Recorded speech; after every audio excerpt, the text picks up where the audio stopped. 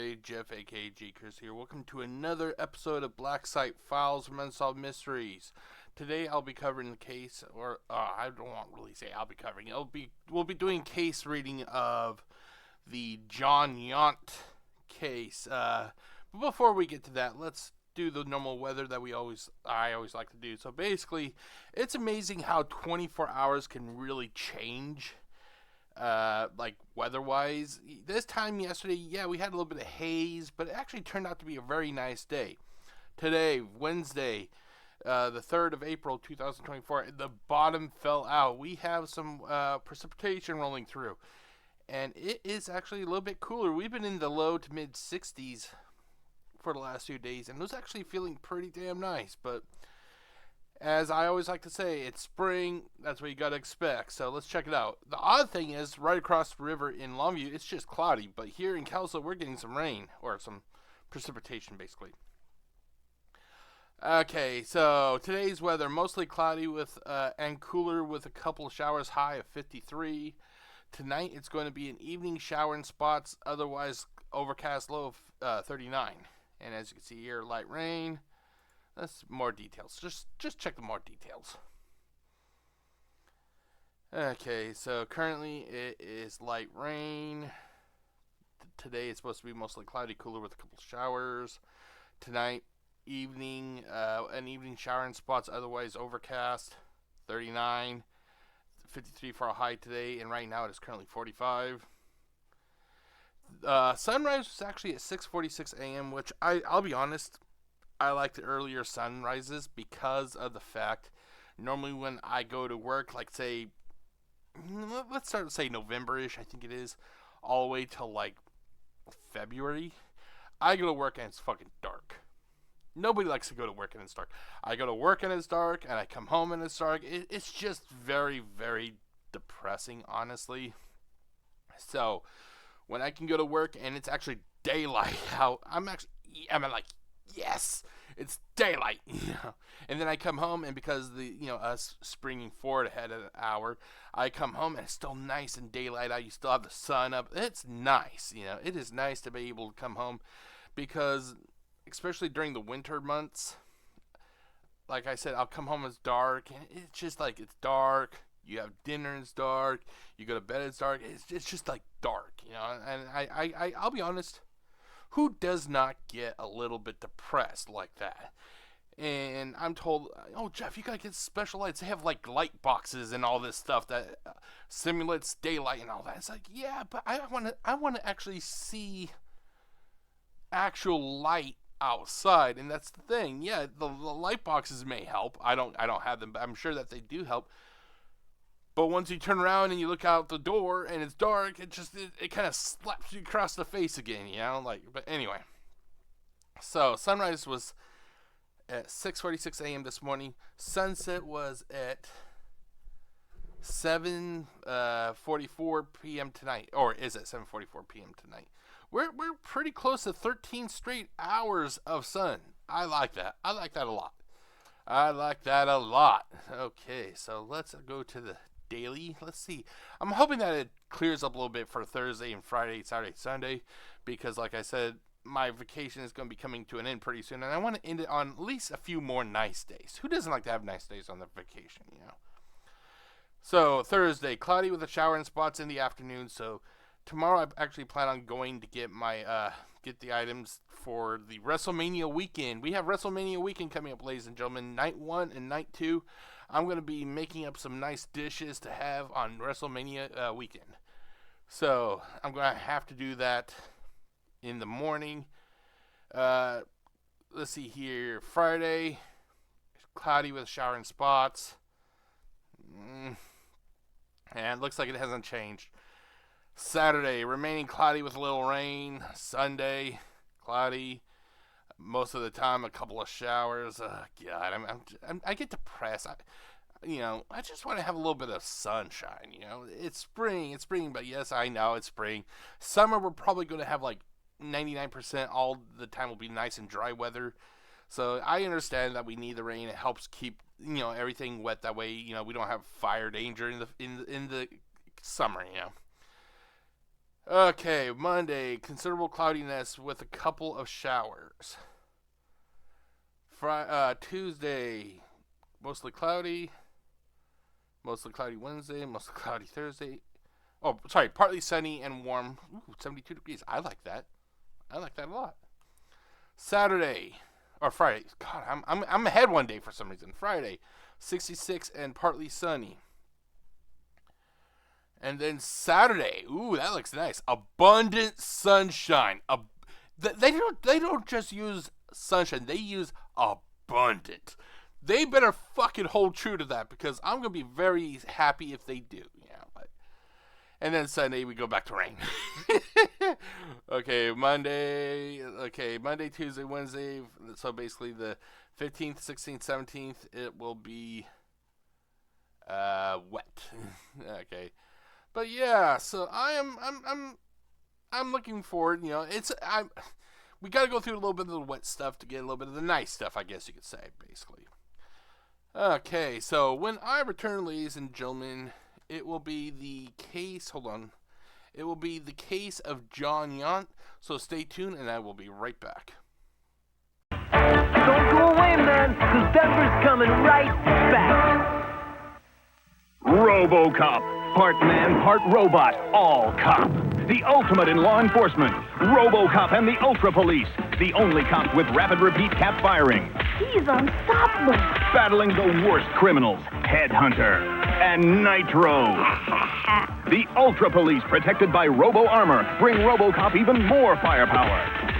In the fight for justice, nothing can stop RoboCop. RoboCop and the Ultra Police, each sold separately with RoboCaps. If you're watching this, then that means you're interested in unsolved mysteries. Today, I have an interesting case for you. It is a case of Jon Yount. Basically, Jon was a teacher, and for some reason, I can't recall if they mentioned why. I can't recall it, honestly. He decided to murder one of his students. If that isn't bad enough, what upsets me, that it kind of upsets me also is that he escaped. He escaped from prison. He escaped prison, via another person. Her name is Diane Broadback. If I remember correctly, I think that they were trying to paint the picture that she was in love with Jon, and that it was her love that helped her do this. I'm sorry. People should have that moral compass to know that murder is fucking wrong. Murder's wrong. There is no ifs, ands, or buts about it. Murder is wrong. The only time you should, that it is, in my opinion, that murder should be permissible, is if you are defending somebody who is already being attacked, But yeah, I'm sorry. Love is not an excuse to help a fucking killer escape prison. He's in prison because he did some heinous shit. He didn't win a trip to prison via Jeopardy. No, this guy had to do something horribly bad to be put into prison. And I'm sorry, your feelings are not a reason to help a person escape. Anyway, so if you are new to this series, this is basically where I go to the Unsolved Mysteries Wiki, and we basically have my secretary. Her name is Jasmine. She is going to help read this case to us, and once in a while I'll give you my thoughts about what I hear, and that's just what this is. It's just my thoughts. I am not attempting to say whatever I say is fact, or I'm not trying to push on everybody. I'm just giving you my thoughts. If you want to make a video like this, hey, go ahead. I like the thought of there being a community of people who likes to give their thoughts regarding these cases. Your thoughts may collide with mine, but I'm not going to be upset at you for it, because I like to think that I'm an adult, and we all have opinions that may differ from each other. So let's start it off. I'll start with the introductory information. So Jon Yount, his real name was, I can't recall if he died or not. His real name is John Evans Yount. No known aliases. He was wanted for murder and escape, and then he was missing since April 5th, 1986. Okay, so I will highlight some, and then Jasmine, my uber sexy secretary. I said it again correctly. She will read it to us. Let's go down to here. And 3, 2, 1. Let's see how it goes. I'm hoping it goes good. It's been good for the last few days. 48-year-old former teacher Jon Yount is wanted for escaping from Rockview Prison in Benner Township, Pennsylvania. He was serving a life sentence for the brutal murder of one of his students, 18-year-old Pamela Sue Rimer, when he escaped on Saturday, April 5th, 1986. On the same day, 43-year-old housewife Diane Broadbeck of Wellsville, Pennsylvania, also disappeared. At the exact time he escaped, she was seen just 1/2 mile from the prison, driving along the same country road where he vanished. A month later, her car was found abandoned in a motel parking lot 30 minutes from her home. The police found her overnight bag in the trunk.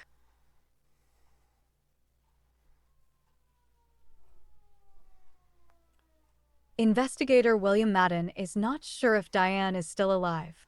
He hopes and believes she is. He thinks she is with Jon. Neither Diane nor Jon have been seen since the day they vanished.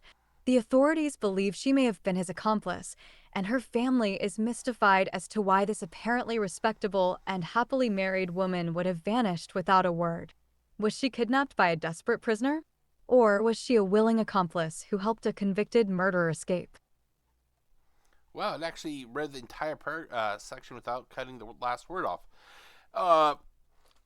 Apparently, she must have not been that happily married if she, helped a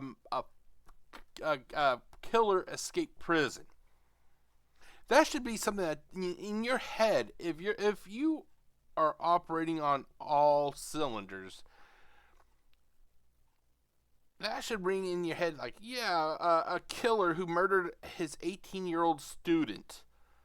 Yeah, I may not want to help him escape prison because who knows, he may turn on me, But yeah, so let's see here. I'm going to see. Okay, there it goes. Ooh, I can actually use my mouse and do it like that. Okay, see, there we go. But yeah, so if I ran this country and I have some, we all think, if I ran this country, here's how I would do things. If I ran this country, the prison systems would be fucking terrible. You have people that always say, oh, prisoners need to be respected. They need to be treated with respect. Why? Did those killers, did those rapists, did those thieves have any concern for the people that they violated? I'm sorry. They're in prison because they did some bad shit. They don't get respect. But anyway, the way I have it, it'd be something straight out of, I think it was from Escape from New York, I think it was. Basically, you go into a prison, you get a needle jabbed into your neck, you have a fucking goddamn explosive put into your neck. That way, if you go beyond a set perimeter, your neck blows open. I would make you a bet that if something like that happened, we would have no more prison escapes. Because those people, criminals are a cowardly bunch, in my opinion. They are a cowardly bunch. They don't mind killing people, but they don't want to die. That's why 99% of those pieces of shit actually try to get a plea deal, because they don't want to lose their lives, even though they will take other people's lives happily. But yeah, they find out, hey, did you hear about Tony Two Toes? Or Tony Two Toes? Was that? Is that a secret? Was that Tony Two Tone? Oh, fuck it. Did you hear? He went out. He tried to escape via the window in the kitchen. His fucking head got sent into space. I don't think we should try to escape. But yeah, that's the way it should be. They should be there. They should be there until they die. No escape, no parole, no nothing. This is my commercial for Jeff Miller for President 2024. I approve of this commercial. Anyway, okay, so let's continue on, shall we? Yeah, but in closing, she must have not been that happy if she helped a killer escape. Jeff Miller, keeping your prisons safe. I don't want to say clean, but keeping them safe.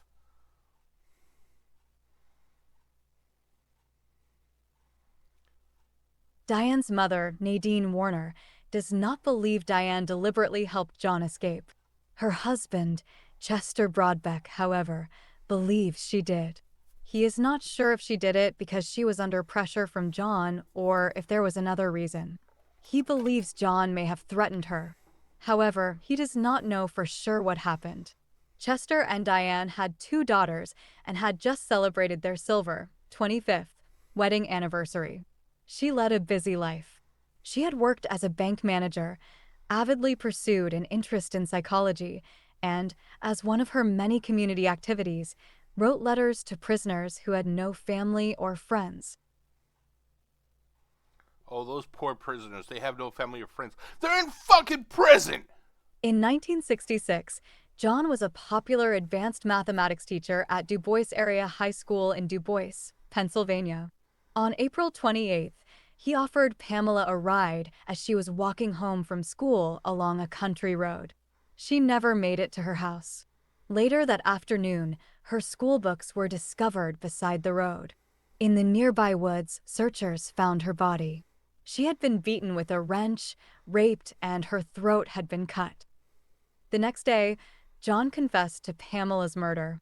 He claimed that he killed her after she misconstrued a comment he made as a sexual advance and threatened to go to the police about it.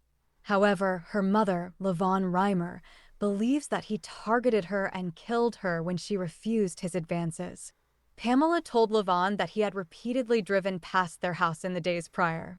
She had also asked to be removed from his class. He was later convicted of first-degree murder and sentenced to life in PR. In PR. Life in prison. Those poor prisoners, those poor criminals, they don't have friends. They don't have their families. Those prisoners are all alone, ladies and gentlemen. Let's not pay attention to any of the fucking people that they killed or violated. Those motherfuckers are still alive in prison. To me, they're getting it off good. I am a staunch believer of the eye for an eye mentality. He fucking killed his former student, or his student. She was still his student at the time. He killed his student. Therefore, if this was my country, he should have forfeited his life. It's stuff like this where people can kill other people, and then they could get a goddamn plea deal where, because they're too fucking chicken shit to face the actual consequences. Like I said, if a killer took a life, they forfeit their life, basically. Okay, but yeah, she's just wanting to help people. She's a nice person. She's trying to help, prisoners who are lonely and all that. Get the fuck out of here. Get the fuck out of here. Like I said before, they're in prison because they did some heinous shit. They're not there because they want an all-expense paid trip via rolling a 666 on some fucking 80s TV show. No. They are there because they did some wrong stuff. Or bad things or whatever. Yeah. Okay.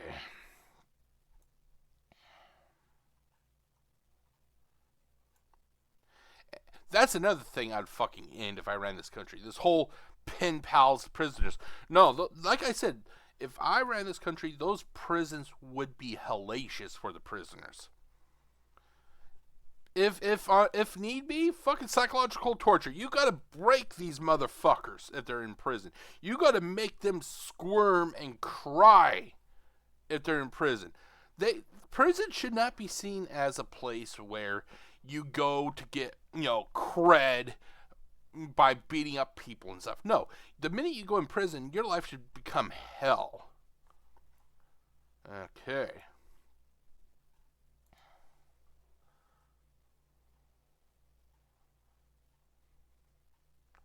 Son. 16 years later, in 1983, John began writing to Diane. In one letter, he wrote, "Hi, my precious lady. I wanted you to be close to me so much today. I hope my enjoyment and adoration of you is an incentive to be the best you can. You're a classy lady. I miss you and love you." Diane had met John through a friend of hers who had been visiting him. The friend could no longer do it, so they asked Diane. Diane had been corresponding with prisoners in other states, and she thought that writing to Jon would be like a continuation of what she had been doing. She felt that it would be a fulfilling thing to do. According to her sister, Faye Snyder, she was always thinking of other people and was a people person.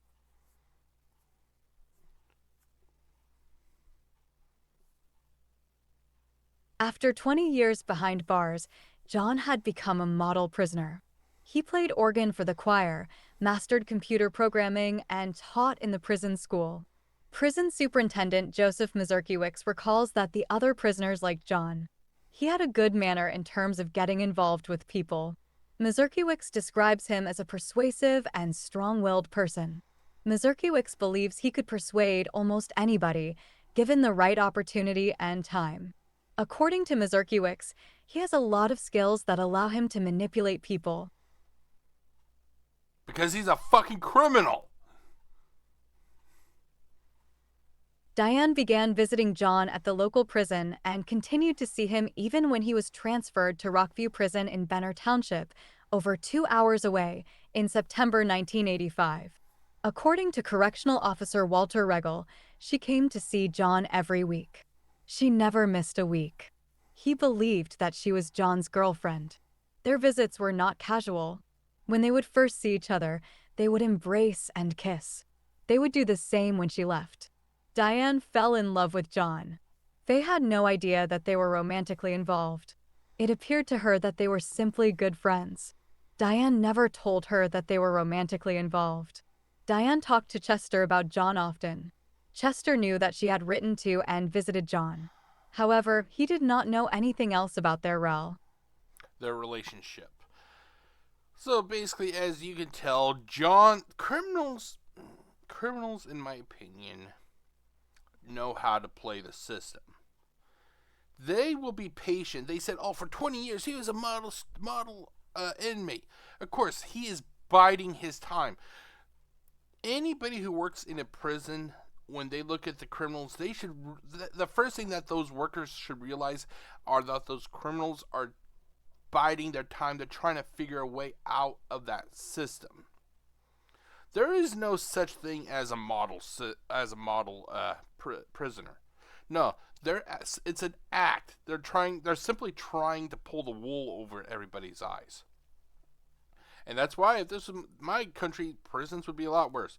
Yeah, Mr. Jeff, can I please get a piece of paper to write to some lonely housewife who may be horny as fuck? Fuck no. In fact, if you open your mouth again, you're going to get the taser.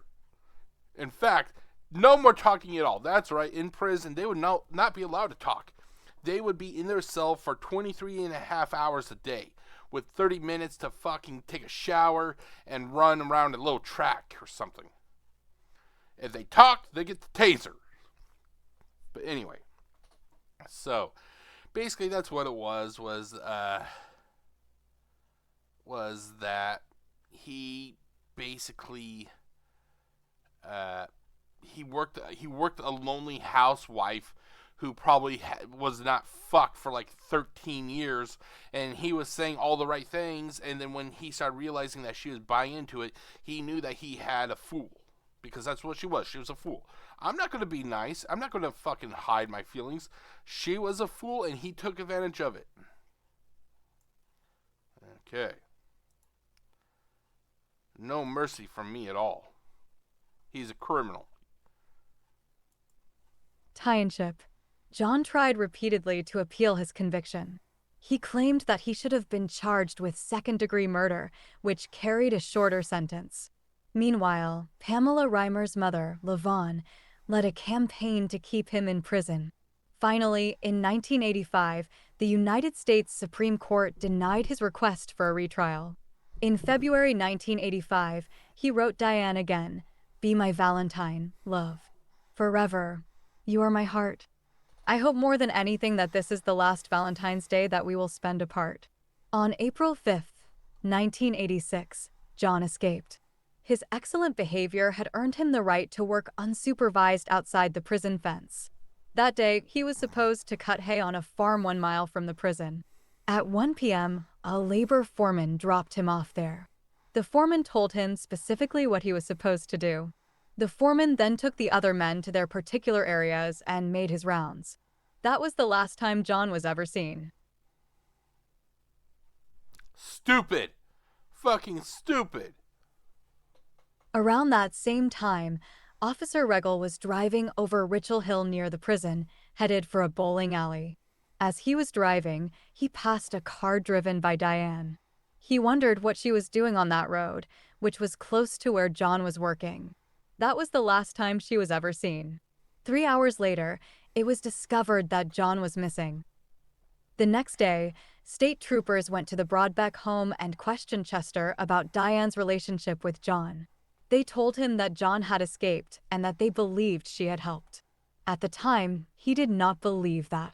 He thought that she had gone to Williamsburg, Virginia. However, when she did not return the next day, he chaw. Basically said he changed his mind. Oh, this is why our prison systems are so fucked. Oh, God. I'm pretty sure there's other places, but I just feel like saying this. Only in America can you have a prison system where you allow the prisoners, who some of them are fucking killers, you allow them to have unsupervised work. No, this isn't a fever dream, ladies and gentlemen. This is not a fever dream. This has actually happened. This is what happened here. Oh, well, Jon Yount, he is such a nice guy. He's a model prisoner. We'll give him unsupervised work. What the fuck are you thinking? What the fuck are you thinking? The guy ruthlessly killed someone. He raped her. He slit her throat. He used a wrench, I think they said. Unsupervised work.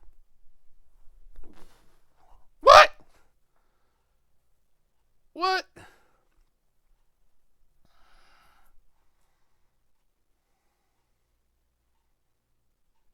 And we have people who are in this fucking country saying, "Oh, our prisoners need to be the convicts need to be respected. They're human beings." No, they fucking lost their humanity when they started preying upon their fellow man, woman, child. To me, they're no longer humans. They killed one of their own. They're no longer humans. They're some sort of weird fucking monster that needs to be punished. Fucking, we'll give him unsupervised work because he's such a great guy. I'm pretty sure that the 18-year-old that he killed would probably think differently. Jeff, you're too mean to him. He's a human. He has feelings. Not to me, he doesn't. Okay, let's continue on.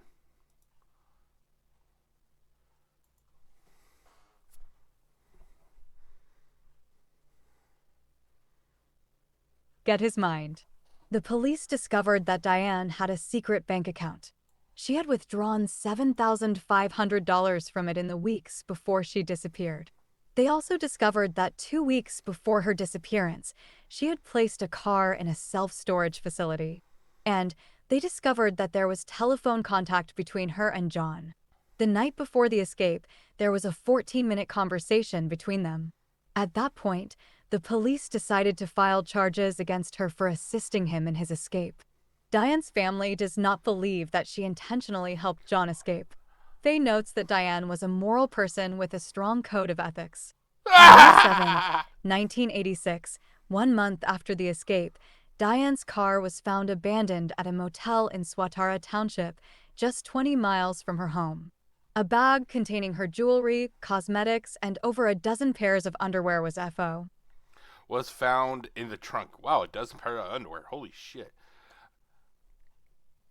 She couldn't have done it. She had a strong moral compass. Apparently not moral enough to help a fucking killer escape. My God, this fucking country, I swear. Yeah, Mr. Jeff, can I please have a phone call? Fuck no, you're gonna get clubbed if you keep talking. That's the way it should be. Well, Jeff, they're humans. They have rights. Where was the rights that their victims had? I'm pretty sure one of the basic rights that our country was founded on was not to kill each other. It may just be me. Maybe I'm just fucked up in the head. Maybe we should be just killing everybody. Maybe there should be like the fucking purge or something.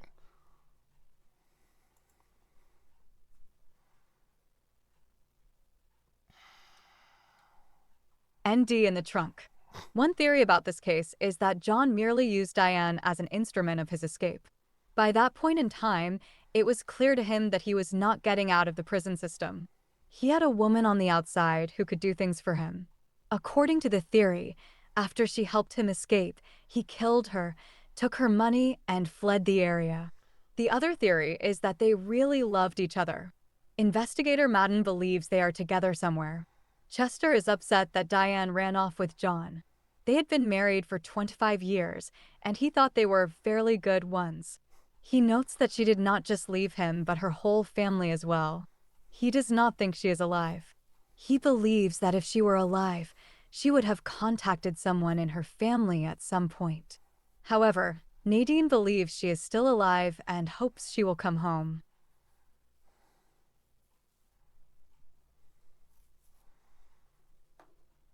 Investigator Madden notes that Jon flew off the handle when he murdered Pamela.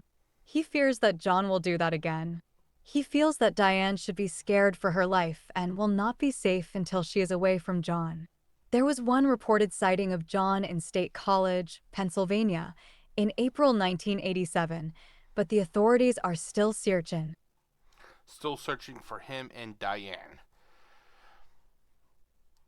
It's mind-boggling how they still try to paint her as some, innocent victim. No, she's not fucking innocent. Unless she is severely mentally impaired, she should fucking know that helping a killer escape is wrong. It isn't like it isn't like Jon forgot to return a VHS tape one day and he talked to a friend or talked to this woman and she convinced the store not to charge him that extra day fee. No, it isn't like that. Jon killed somebody. He killed somebody. He raped that girl. This is not a fucking simple, she was just lovelorn. No, don't even play that shit with me. I will shut that shit down, as somebody like that once used to say. No exceptions.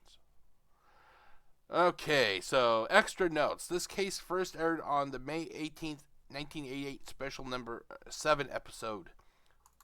Oh, hold on. It was updated on the October 12th, 1988 episode. It was later reprofiled on a Dennis Farina hosted series on the July 29th, 2009 episode. It was submitted to the show by the Pennsylvania State Police. Other cases of inmates escaping with the help of their loved ones include Edgar Kearns, Richard Cepolonis, Michael Short, and Michael Wayne Brown. Okay, so we have actually... maybe I'll read it. Actually, I think I'll read this portion. So I just want to say thank you to Jasmine for helping us today. I hope that she has a great day, and she's going to go back into the office now. Okay, so... results. Capture. Dawn and Cassie Humphreys of Boise, Idaho watched the broadcast and recognized Diana's former co-worker Mary Catherine Kathy Kerman.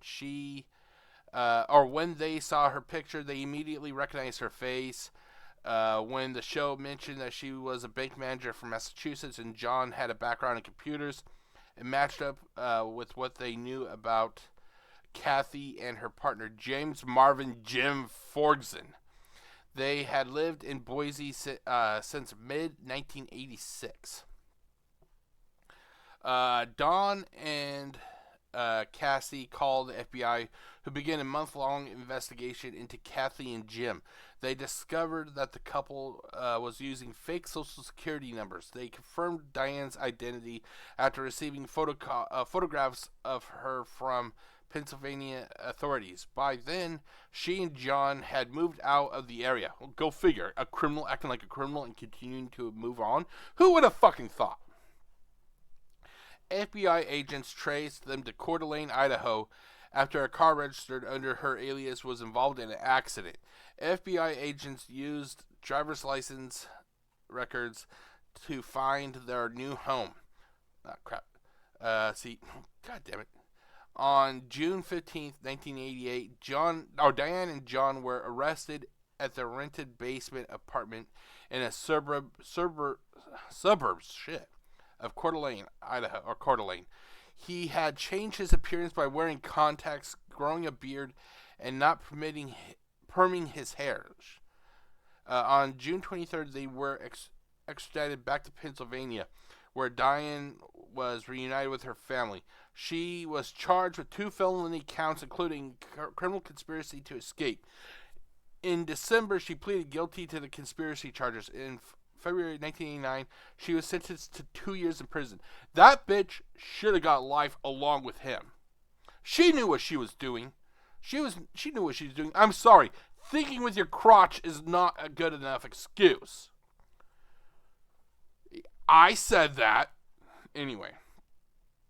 2 years in prison. She served her time and has been released. John was returned to prison to serve the remainder of his life sentence. In October 1988, he pleaded guilty to escape charges. He was given an additional 3 to 7 year sentence, which was added to his life sentence. You know, it's really kind of funny that they call it a life sentence because the motherfucker was still alive at the time. I'm not sure if he's still alive now. But the fact is, to me, we got to think of a new term, because when I hear life sentence, it means that they gave up their life. No, the motherfucker is getting 3 hots and a cot on the taxpayers' money. Anyway, in October 1988, he pleaded guilty to 37, which he was life in prison. On April 12th, he committed suicide in prison in his prison cell. I don't feel bad. Hey, go figure. A killer commits suicide because life is too hard behind bars. I don't feel bad about that at all. He was 74 years. Sadly, Levon passed away in 2010. Now, who the fuck is Levon? I can't recall. Let's do a quick look.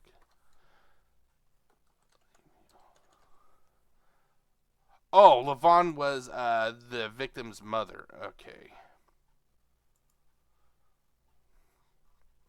You know, I honestly don't feel bad that the piece of shit committed suicide.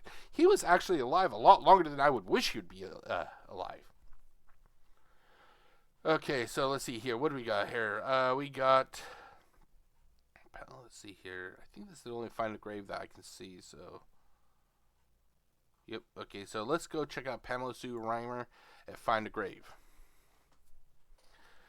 Pamela Sue Rimer, date of birth was March 27th, 1948. Wow, she would have been almost 80 years old in just a few years. She would have been she would have been about 76 now, if my math is correct. Date of birth was, or the location was Dubois. Is it Dubois or Dubois? I always thought it was Dubois, but anyway. Dubois, Clearfield County, Pennsylvania, USA. The date of death was April 28th, 1966. Age 18. Location was Luthersburg, Clearfield County, Pennsylvania, USA. She was buried at Lake Lawn Memorial Park and Mausoleum in Winslow Township, Jefferson County, Pennsylvania, USA. Okay. Her parents, her mom or her father was Douglas Brett Rimer. Date of birth was 1923 to 1976. Levon Marie Poida Rimer, 1929 to 2010. And then she had a sibling, Douglas John Rimer, 1953 to 1963. So by the sounds of it, it sounds like that possibly this entire family may have passed away. There's no more descendants, which is kind of sad. It's kind of sad that, you know, I want to see every family continue to, you know, live on and prosper, you know, but sometimes it's just not like that. So up next we have the pictures. Here's a picture of Pamela just before, you know, it must have been like a yearbook photo. Nice picture. And then you have her her resting place. It says R. Bunny, Pamela Sue Rimer, March 27th, 1948 to April 28th, 1966. And that is about it. So that is it for the case reading. When I return, it will be with the final thoughts. So stay tuned, and I will be right back. Super Mario is back.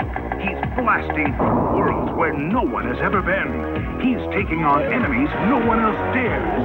This time Mario plucks up power wherever he goes, so he's bigger and badder than ever before. You've never seen creatures like these. You've never had an adventure like this. It's everything you've dreamed of and worlds more. It's Super Mario 2, only from Nintendo.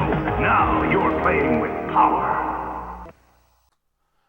Okay, welcome back, everybody. Time for the final thoughts. Basically, me giving you my final thought, kind of like how Jerry Springer did back in the 90s, but I'm not as elegant as Jerry Springer.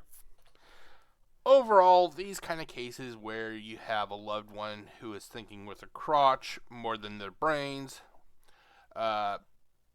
you have a few of these cases where they help a person escape prison.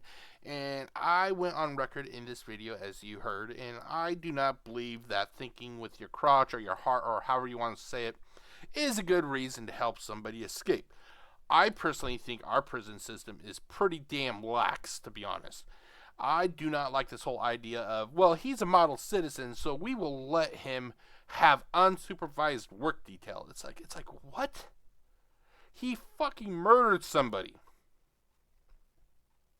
And you're giving him unsupervised work detail.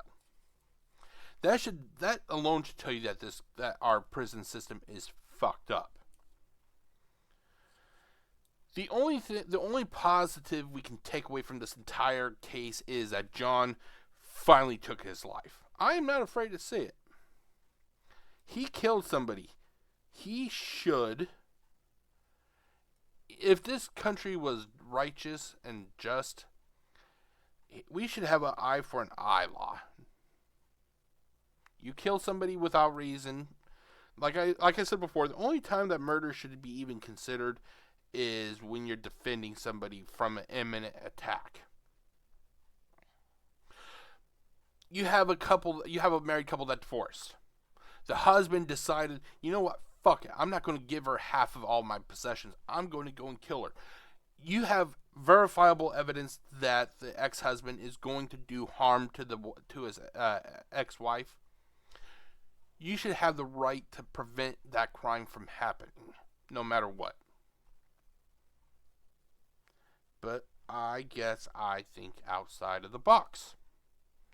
And that's why people like me are never elected to office, even though I would never run for office, because of the fact I'm too fucking radical. And I'm not even saying radical like, you hear people say radical and the first thing you think is like they're going one side of a party or another party. No, not me. I don't like any of the political parties. I do not, because I view them all as being in the game for themselves. They're not there for the people. They're in it for themselves, about what they can get out of it while they're in it. But that is it, ladies and gentlemen. That was the case Jon Yount. Thankfully, he was apprehended. Sadly, Diane only got 2 fucking years when she should have been served life also. She helped the killer escape. And it isn't even like that she was trying to escape from Jon. She went into hiding with him. She knew what he did was wrong.